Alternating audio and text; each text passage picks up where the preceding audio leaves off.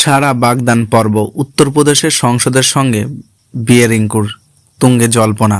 নতুন ইনিংস শুরু করতে চলেছেন রিঙ্কু সিং, অন্তত সেরকমই জল্পনা সোশ্যাল মিডিয়ায়। শোনা যাচ্ছে উত্তরপ্রদেশের সমাজবাদী পার্টির সাংসদ প্রিয়া সরোজের সঙ্গে বাগদান পর্ব সারা হয়ে গিয়েছে কেকেআরের ক্রিকেটারের। তবে এই বিষয়ে দুজনের কেউই প্রকাশ্যে কিছু জানায়নি। 22 জানুয়ারি থেকে শুরু ইংল্যান্ডের বিরুদ্ধে 5 ম্যাচের টেস্ট সিরিজ। সেই দলে আছেন রিঙ্কু। ইডেন থেকেই শুরু হবে নতুন বছরে তার ক্রিকেটের অভিযান।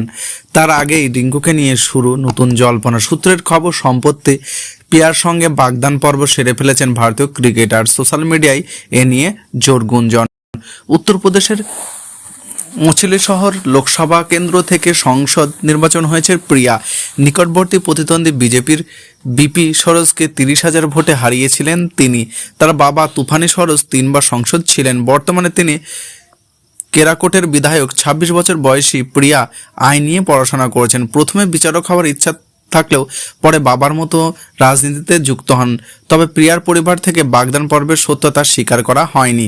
অন্যদিকে রিঙ্কু এবার 13 কোটি টাকার রিটার্ন করেছে কলকাতা নাইট রাইডার্স।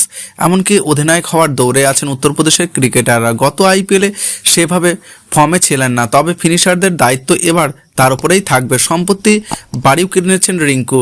সেসবের মধ্যে নাইট তারকার বিয়ে নিয়ে জল্পনা তুঙ্গে।